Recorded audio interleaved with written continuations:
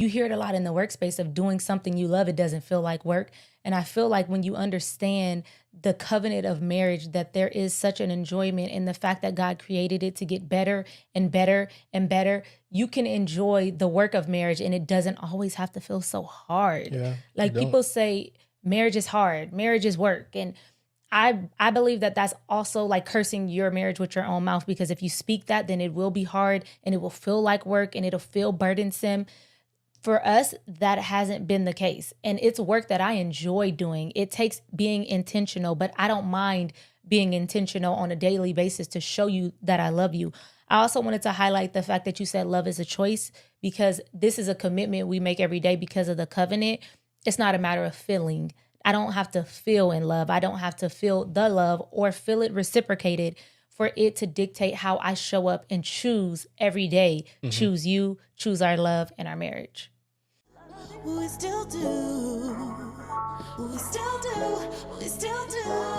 We still do. After all this time at the altar, I alter my mind and vow to God I love you till he make his return. The rain should be the least of your concern. Under God's umbrella, I promise to provide and preserve his word and to serve your mind and spirit. Let me drive the boat. I promise I'ma steer it. The devil cannot get near it. You'll know this soon as you hear it. You need me, I need you. Even after the altar, we still do. All right, let's do it. What's going on, y'all? Welcome to another episode of We Still Do. We're your host. I'm Jermaine. I'm Lena. And whether you're newlyweds, decades in, We Still Do is for you. So please stick around. Make sure you like and you subscribe. Click the notification button so you never miss an episode. We do upload weekly on Thursdays. So stay connected. We believe that you can thrive after the altar, and that is our mission, to provide you with resources to do just that. Yes, and we got a special edition today. Yes, we do. We got something special. Do you know Probably not special for y'all, is? but special for us. Keep going. You do your background. Our So, dang, you gave it away. You're supposed to stop. It's our anniversary month. You said keep going. I thought I was going to be like the background music. Dang. Oh, my bad. Go ahead. Let's rewind. No, we're not rewinding. Okay, go. So before we get into that, so anyways, yeah. So our anniversary is this month. September 8th, to be exact. September 8th. Man, crazy. Can't believe that we are 8 years. 8 years, y'all. It's crazy. But before we get into that, man, honey, how you doing? How you feeling? I feel good. I'm doing good. Really, really good. Mm. I'm excited. We got lots to celebrate this month.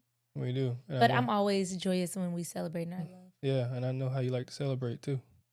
Yes, with food and rest and relaxation. How are you, love? I'm doing great. That's good. I'm doing good. I'm excited. We got a lot of things to celebrate. We got our anniversary, obviously. We got our daughter's birthday. Yes.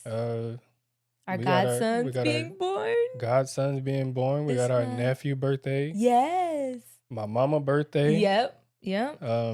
Man, we got a lot. I know there's some other ones out there, but it's gonna be busy. So if you celebrated in September, happy birthday, happy anniversary, congratulations, and all the things. Yeah. If I was close to our roadcaster, I would press the hand button for y'all to clap for y'all. Yeah. So it's just the two of us. But anyway, so what we wanted to do was, since we're married for 8 years this month, what we wanted to do was just share with you guys 8 things that marriage has taught us or that we've learned. And just hoping that it'll be a blessing to you guys and hoping that it can really serve your marriage. So without further ado, honey, let's just jump in it. Let's get it. I'm excited. I'm excited for Friday. Yeah. Oh, we have an anniversary trip. Excited. Getaway. Yeah. It's gonna be nice. Okay. So the first thing that we want to share with you guys is we were kind of talking about it, and it's one of the things that we were told early on in our marriage that we've applied, and it's really, really been helpful. Yeah. And it's sorry, I said that I completely butchered that. It's okay. Forgive fast. Yep. And keep fights small. Yeah. And so really it's this idea of recovering quickly. And with recovering quickly and forgiving fast, it has allowed us to not let things fester. Yeah. Because one of the things, like with some of the reading we've been doing, some of the experts who really study marriage, some of the experts who really study the nuances of communication, when you have a lag time, that changes the filter through which you see your spouse. And especially as you get older in your marriage, you start to see the things that you once first ignored. And when you pay attention to those and you couple that with having a negative perspective of your partner, that really changes how you show up in your marriage. Because depending on how you see them or perceive them, or even your thoughts about who they are, that also influences how you love them. Yeah. And so that piece of advice that, we got early on in our marriage has really helped us keep out of that negative mindset. I know, especially for me, like, I would say I'm more moody than you are. And so No. I am. I'm okay. Don't be moody. I'm Shake your okay. booty. Girl, stop. Pause.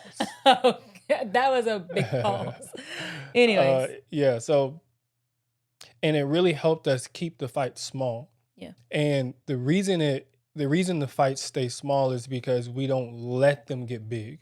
Like, whenever there's something that is a problem for us, we don't wait to address it. Yep. And I think because we've done a good job of creating a safe space for us, that we've been able to do that.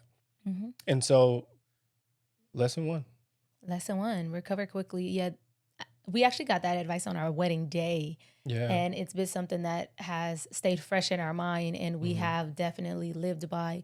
And I think it's so important because a lot of times this ties into our second one of just the necessity to guard your heart and understand that you guys are on the same team. And with that is fighting fair, right? Understanding that it's not us fighting one another, but the actual problem. That has really helped us. And so when the fights occur, we recover quickly from those fights. Yeah. But in the fights, knowing that being careful of that lag time and the lens from which you see your spouse and guarding your heart, you should always think the best of your spouse and not the worst. And in doing so, it will help you even in those moments to not be offended. Okay, he did this or she did that, but I know her heart for me. I know that she loves me. I know that it wasn't with intention because I'm always thinking the best of you. So, okay, maybe that was a little offensive to me, but let me bring it up to you to let you know how it made me feel because maybe it was just a misunderstanding. And so understanding that we fight not each other, but the problem and that we are on the same team no matter what it is that we are facing. And I think that is huge. Yeah. And because that's huge, I think, which leads us into number 3, is we really have to be mindful to check our attitude. Because I've heard it said often, but I think it's in marriage to where I actually feel the weight of it.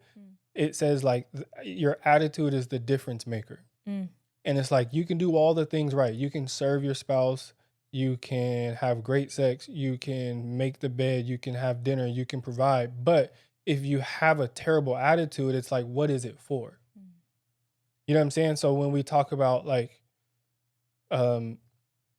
for example, I think you asked a question, I think it was Sunday, and it really made me think, like, because you wanted to, do your nightly, your Sunday, like, you time. Self-care. And you had said something along the lines of like, dang, like why when it's my time to do self-care, like why you don't want me to go? You know what I'm saying? And it's not a matter of just having you there. It's a matter of like, dang, like I really don't want to do this stuff with the kids by myself. You know what I'm saying? Like, let's do it together. Let's do the bath routine and all the things.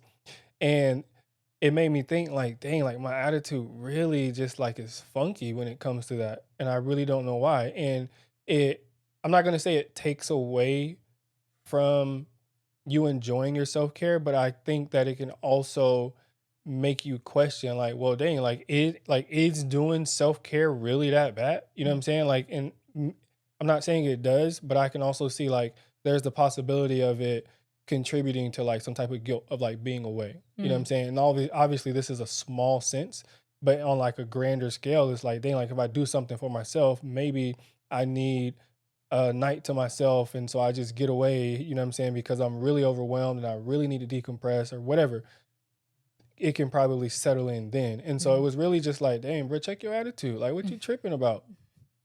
You know what I'm saying? Like, Mhm. she literally just took the kids to a baseball game way away, and you really sat here and hung out by yourself. You know what I'm saying? Like, granted, you don't get to do it often, but you just did that. You know what I'm saying? And she came back and she was like, honey, how was your... And it's like, dang, why can't you do that? And so the need to check your attitude, you know what I'm saying, in your marriage, it really is the difference maker when you show your spouse that, no, like, I actually enjoy doing these things for you, or I actually enjoy being with you. You know what I'm saying? It's not a matter of just doing the things, but it's a felt sense on the other person's behalf of like, I really love that you enjoy doing it with me, Mhm. because now I feel like you actually care about what I care about. Yeah, that's true. And I think the attitude, I'm glad you brought that up because that ties into like the woman setting the atmosphere of the home, and your attitude sets Mhm. the tone for the home. And so even if it's like, okay, we're doing all the things like cooking, cleaning, taking care of the kids, sex, whatever it looks like, but our attitude ain't right, the whole house will feel that. And Yeah. so I think your attitude goes both ways. Oh, yeah. I Your I attitude just think sets the of temperature of the house. it does set the temperature of the house. And I think of like when you go to, let's say you go to a restaurant and someone's serving you, like the waiter's serving you, but they got a bad attitude, you remember the bad attitude more than you do how good the food was. And Mhm. that'll determine if you come back or not, or how you tip. You know what I mean? Yeah, So it's the experience. the attitude which we have when we're serving one another matters Yeah, for sure. I really do. Number 4 is the necessity of anchoring your marriage in Christ. Oh, I like how you emphasized anchored. Shameless plug. We also got a ebook out Yes, we do. called From Empty to Anchored. You Yes. can go to our website at www.levlove.org, Mhm. and you can go to our shop page, and it's on there. It's actually on our homepage too. You can go there if you want to improve your marriage and you feel like you're in it by yourself. Mhm. We have a help guide. We have a guide to help you through that. So Yeah. shameless plug. So Shameless plug. you We emphasize the haven't shared that on necessity. here yet. Yeah, We haven't. we'll make sure that's dropped in the comments or underneath the video. Anchored. Anchored. So the necessity of you being anchored in Christ, your marriage, both individually and together. So individually, it's important for you to have that time with the Lord. We've discussed this and how Mhm. vital it is for both of us, to where I'm spending time with the Lord in the morning. That just works for me before everybody wakes up.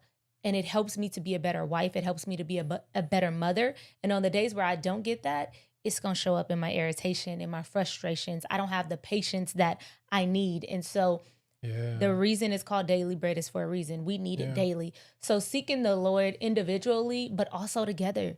Yeah. What I've realized is you cannot thrive in marriage without having a Christ-centered marriage and without having him in the midst of that. We've done that through devotions, prayer, speaking and encouraging one another, talking about what the Lord is dealing with us about individually Yeah. and also Conviction. us together. But I feel like the spiritual connection, you can have mental, emotional, you could be connected, soul tied, all the things.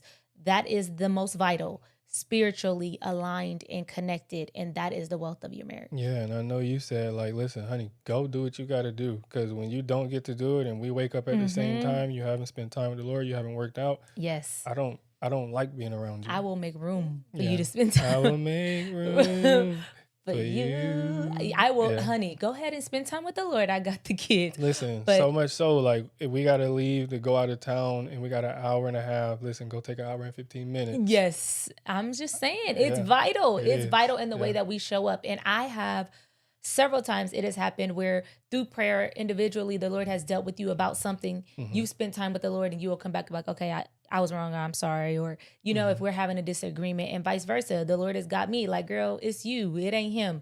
So having that relationship, because he is the one who created you. Not only did he create you as a son, but also he's the creator of marriage. And so I need to go to him on how to handle you, how to deal with you, how to handle my own emotions and my own stuff.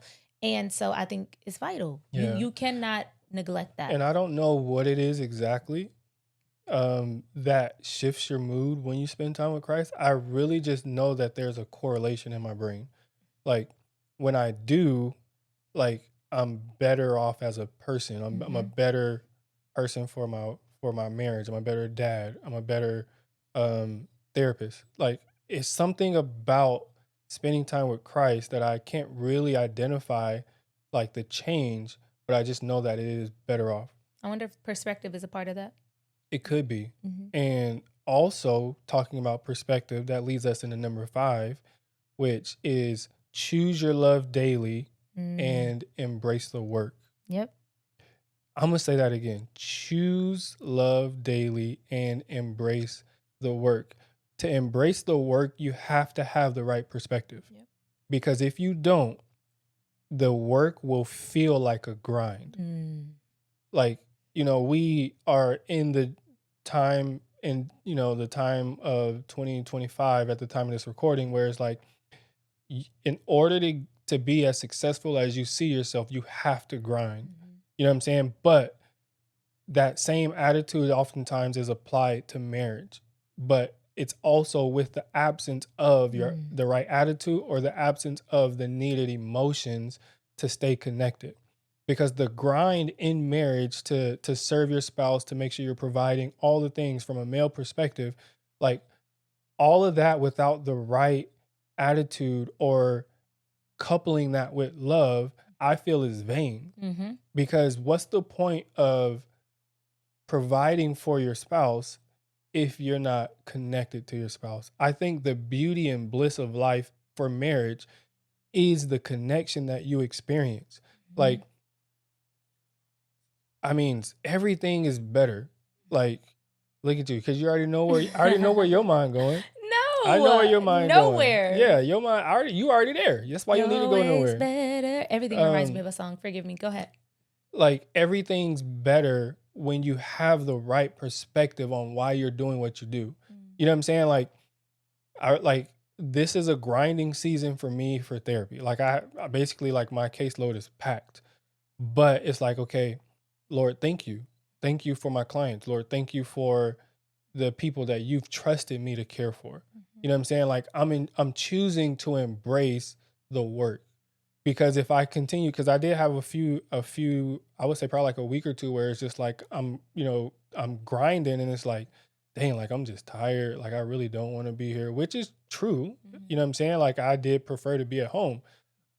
But the change in language made me being at work like attractive. It made me like, having this heart for my clients. And so in marriage, when we talk about like embracing the work, marriage is work, but when you have the right perspective, that really leads to this enjoyment. You know what I'm saying? Like, and it makes the choice of love, which love is a choice, scripturally. You know what I'm saying? God is love. And when we talk about how he displays his love, he chose, you know what I'm saying, like to create this way for us to have eternity with him. You know what I'm saying? Like it's a choice. His son, yeah. And love in marriage is also a choice. But the choice doesn't have to feel burdensome. Like it can be enjoyable. Like, Lord, thank you, I get to serve my spouse. Lord, thank you, I got these kids that are running amok and the house is dirty. You know what I'm saying? But I still have healthy kids, or I still have kids that want to be around me. You know what I'm saying? Like, so there's so many ways to say it, but really the need to embrace the work and have the right perspective is necessary. It is necessary. I feel like it doesn't, like you said, it's not this burdensome work. Like there's actually a joy that comes from, you hear it a lot in the workspace of doing something you love. It doesn't feel like work. And I feel like when you understand the covenant of marriage, that there is such an enjoyment in the fact that God created it to get better and better and better, you can enjoy the work of marriage, and it doesn't always have to feel so hard. Yeah, like people say marriage is hard, marriage is work. And I believe that that's also like cursing your marriage with your own mouth, because if you speak that, then it will be hard and it will feel like work and it'll feel burdensome. For us, that hasn't been the case. And it's work that I enjoy doing. It takes being intentional, but I don't mind being intentional on a daily basis to show you that I love you. I also wanted to highlight the fact that you said love is a choice, because this is a commitment we make every day because of the covenant. It's not a matter of feeling. I don't have to feel in love. I don't have to feel the love or feel it reciprocated for it to dictate how I show up and choose every day, choose you, choose our love and our marriage. So I wanted to touch on that. But the next one. And I want to touch on you. Okay. Number 6, embrace the ordinary. You were so silly. Embrace the ordinary and celebrate the quiet. Okay, tell me a little bit Embrace more the about ordinary. Sometimes marriage is not like this. The only way on the outside looking in, it may feel like boring or it looks boring or mundane. I've often said that, like, if we had a show, like, I don't know, we're living life together and there's joy and fulfillment in that, but it's not going to always look glamorous. that. And so this has been a hard one for me to embrace and celebrate the quiet aspect of it, because if you haven't noticed, I like to talk. And so I don't think nobody caught that. really, I like to talk. So I have struggled to embrace the quiet because there's times, like, let's say we're on a drive and I want to fill the quiet with words.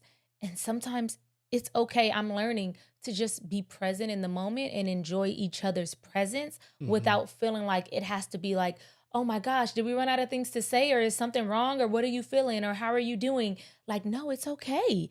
This is health, it's success. Like, we're good. We're in a healthy place, and it's okay to embrace and celebrate the quiet, and also to embrace just the mundane of living everyday life together that comes with marriage. It's not going to always be fireworks. I'm not saying we don't enjoy each other, our friendship, our laughter, and having fun, because we do all those things too. But nobody is going to be on 100% of the time, all the and time. most of our days are more down days. Like, For sure. We're doing in the day to routine. day. Yep. We wake up, we do the same thing. We get the kids off to school, we go to work, we got the other things that we do during the day. And so it looks the same. Yeah. Like, it's not always going to a party, it's not always going on a trip. You know what I'm saying? Like, birthdays, like, all of that stuff comes and goes, but day in, day out, like, it looks a particular way. And I think a lot of times couples don't enjoy that. They don't enjoy the mundane. They don't enjoy the ordinary stuff. And so because there is this boredom, basically, we can call it that. Like, because there's this boredom, they go out and find fun. Something more exciting. Yeah. You know what I'm saying? Instead of finding a way to enjoy what's already in your home. You know? So That's good. That's good.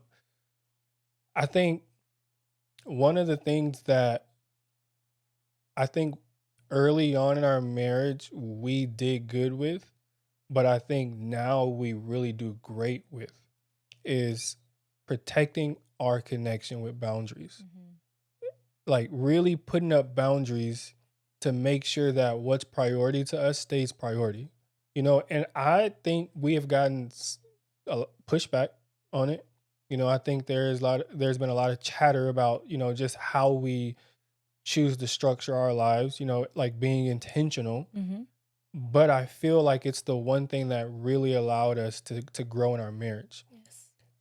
Setting boundaries has really liberated us to live out our God-given assignment on this earth, which is to empower couples. You know, really focus on that. You know, because we haven't been to all the parties, we haven't been available when people want us available. But I really, really enjoy the fact that we have a system set in place to help protect our boundaries. Like, when it comes to anything that we are to do or want to do, you know what I'm saying, we 99% of the time run it by each other to check and see, like, hey, how does this conflict? You know, what is it, like, you know, what's on your calendar? Like, what do we have?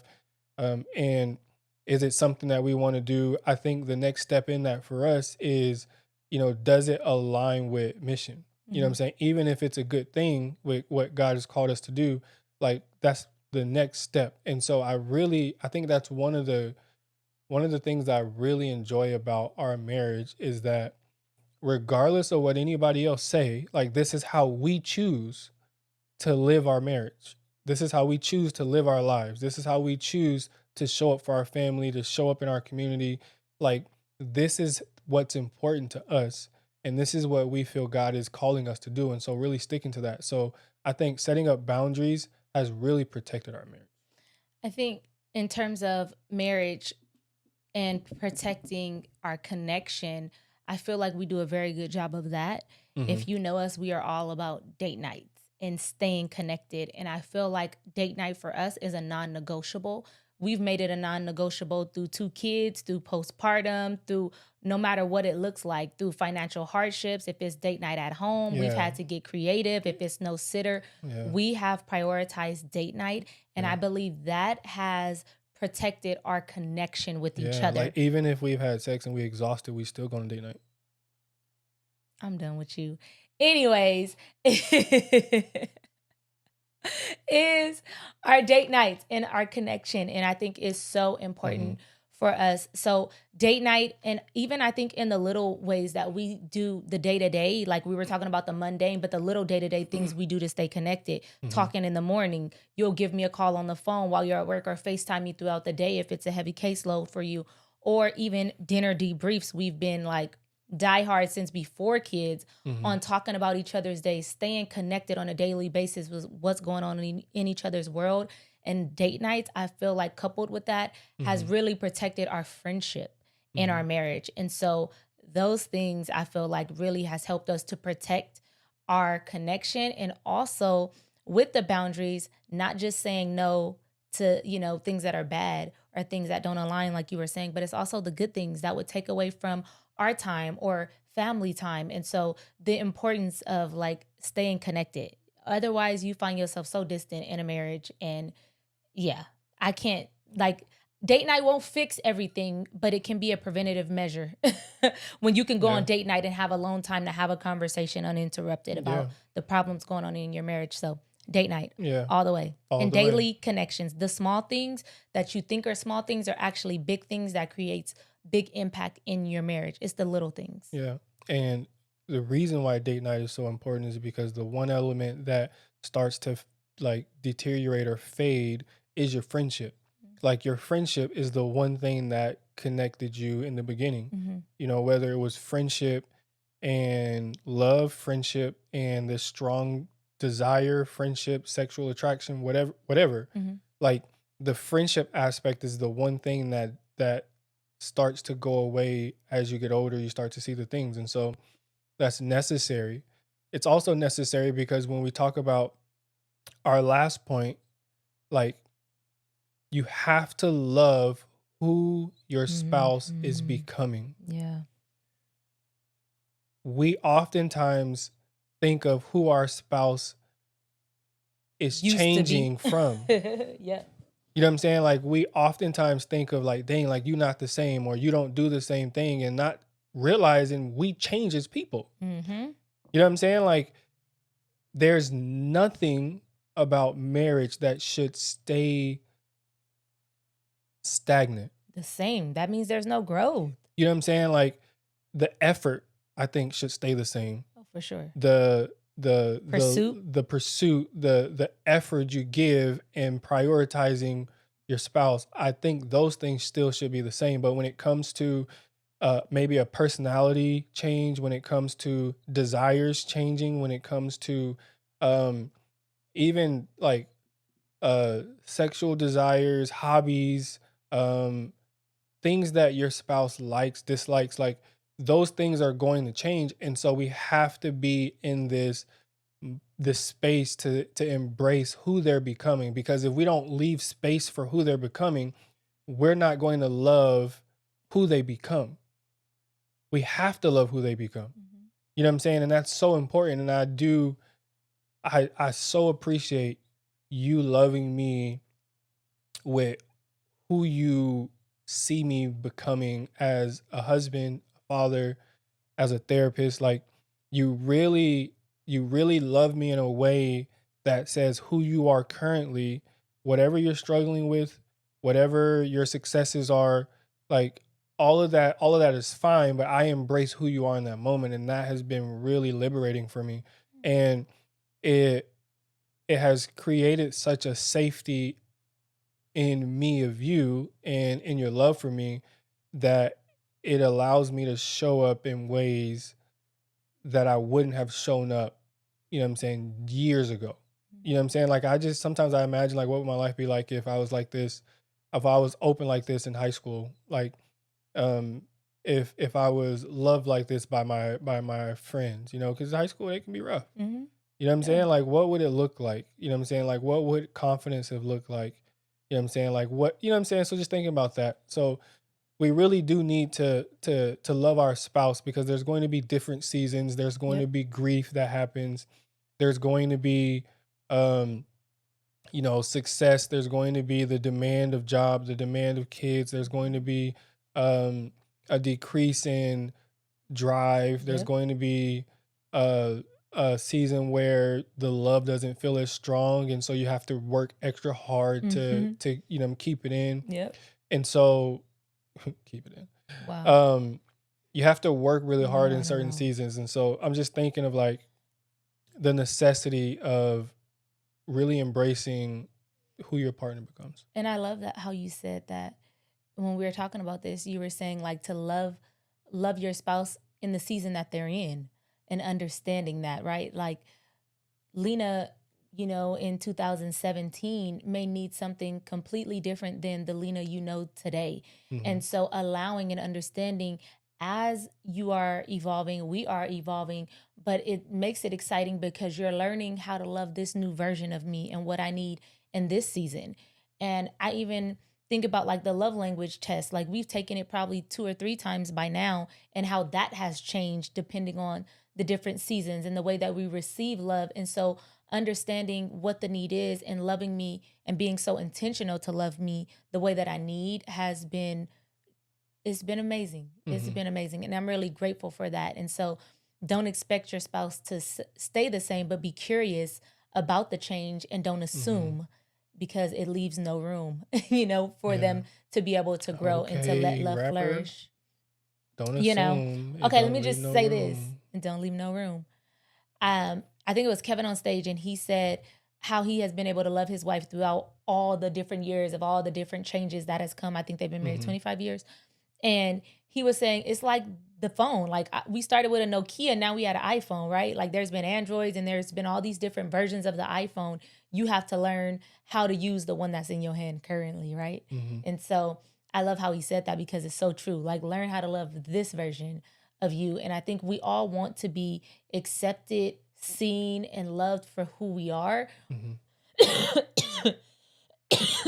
I don't know where that came from. Excuse me. I love you no matter what. Thank you. We all want to be accepted and loved and seen for who we are. And so allowing that to happen through the change, I'm not trying to change you from who you're becoming or who you're supposed to be next, but I'm enjoying you right where you are. Yeah. Good. And I feel like it takes the tension and the pressure off of both of us. It does. It does. To just enjoy it. And it increases more effective communication too. Yeah. Yeah. Communication is everything. And that's crazy that we didn't touch on one of that, but I feel like it ties into everything that we do. Like just having that open, honest communication. But yeah. Our marriage in motion, what we got? Okay. For this week, our marriage in motion.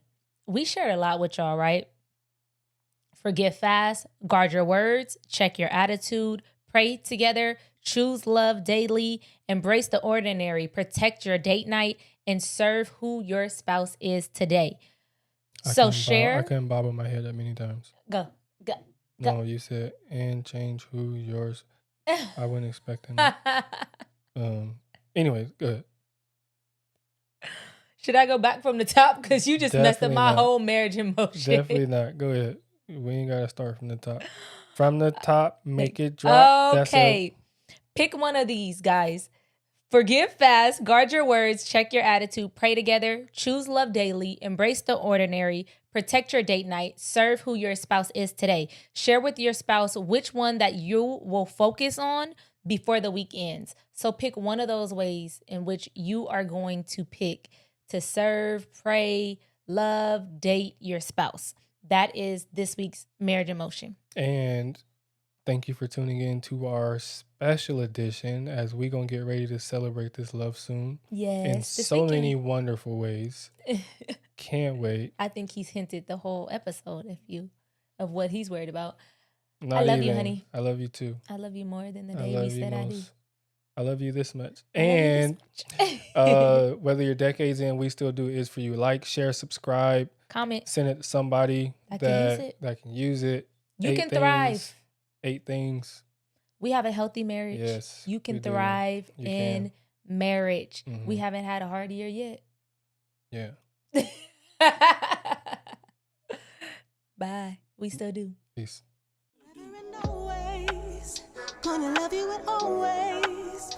No doubt you're my blessing. Ain't no second guessing.